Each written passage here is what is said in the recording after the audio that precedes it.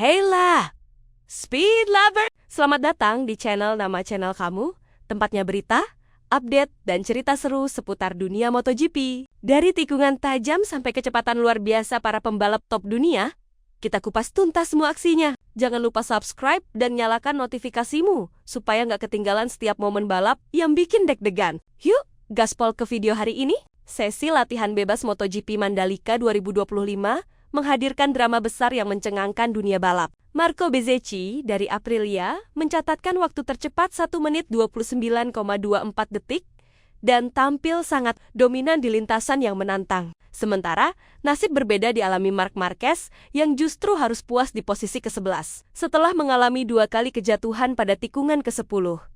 Insiden ini tak hanya merusak catatan waktunya, tetapi juga memaksanya masuk ke sesi kualifikasi Q1. Sebuah kemunduran besar bagi pembalap yang sebelumnya tampil konsisten sepanjang musim. Yang lebih mengejutkan, usai sesi tersebut, muncul dugaan adanya sabotase terhadap motor Marquez, sebuah klaim yang segera menyebar di kalangan penggemar dan media sosial. Meski belum ada konfirmasi resmi, spekulasi ini diperkuat oleh kondisi teknis motor yang dianggap janggal dan tidak sesuai dengan standar performa biasanya. Beberapa pengamat menilai 2 kejatuhan dalam satu sesi bukan semata kesalahan pembalap, melainkan bisa dipengaruhi faktor eksternal seperti gangguan mekanik, kondisi lintasan, hingga kemungkinan adanya debris yang belum terpantau. Meski demikian, tudingan ini masih berada dalam ranah spekulasi dan belum didukung investigasi resmi dari tim Ducati maupun penyelenggara MotoGP. Jika terbukti, kasus ini bisa menjadi salah satu skandal terbesar dalam sejarah MotoGP dan mencoreng integritas balapan.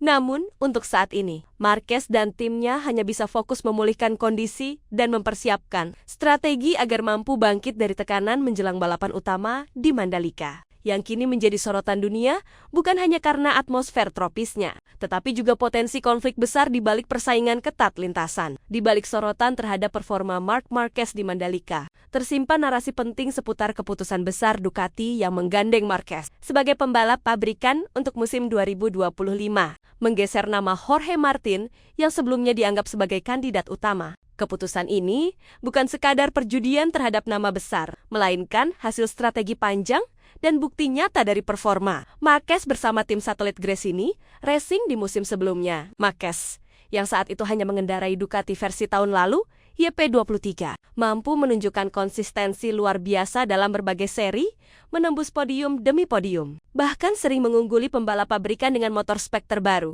Gresini memainkan peran penting dalam membentuk narasi bahwa Marquez bukan hanya ikon MotoGP, tapi pembalap yang masih sangat relevan dan kompetitif. Alih-alih membiarkan pertarungan terbuka di lintasan dengan Martin menggunakan motor spek setara, Gresini memilih menyoroti pencapaian faktual Marquez di atas motor inferior sebagai bukti keunggulan adaptasi dan visi strategis timnya. Akhirnya, Ducati pun mengambil keputusan berani menempatkan Marquez mendampingi Francesco Bagnaia di tim pabrikan. Sebuah langkah yang tidak hanya berorientasi pada prestasi, tetapi juga nilai komersial dan pengaruh global. Martin yang merasa tak dihargai memilih hengkang ke Aprilia, menandai pecahnya potensi duet yang selama ini diimpikan publik.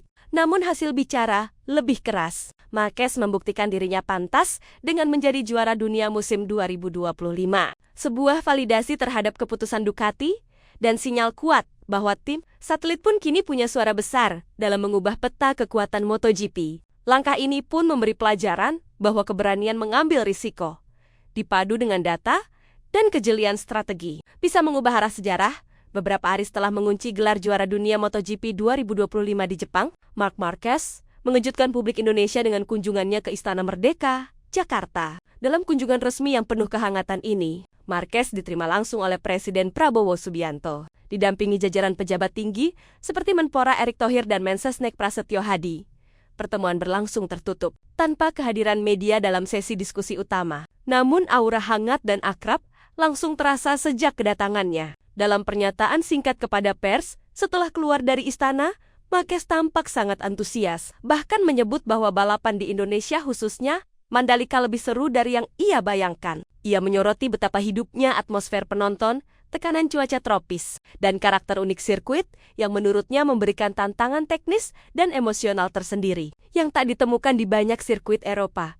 Ini adalah salah satu tempat paling spesial untuk balapan, ujarnya sambil tersenyum lebar kepada kamera. Dalam percakapan pribadi dengan Presiden, Marquez bahkan sempat menyampaikan aspirasi agar Indonesia semakin diperhitungkan sebagai kekuatan utama dalam dunia MotoGP. Tidak hanya sebagai tuan rumah seri balapan, tetapi juga dalam pengembangan infrastruktur, dukungan fans, dan potensi industri motorsport. Kunjungannya tidak hanya menjadi simbol kemenangan pribadi, tetapi juga memperkuat relasi antara MotoGP dan Indonesia dalam dimensi diplomasi olahraga global. Momen ini pun membuka ruang harapan baru, bahwa kehadiran figur besar seperti Marquez bisa mendorong percepatan pembangunan ekosistem balap tanah air, menjadikan Mandalika bukan sekadar lokasi, melainkan ikon kebanggaan nasional yang diperhitungkan di level dunia. Terima kasih sudah nonton sampai akhir, bro and sis. Jangan lupa like, komen, dan share video ini kalau kamu suka. Kalau ada topik balap yang pengen kamu bahas, tulis aja di kolom komentar ya.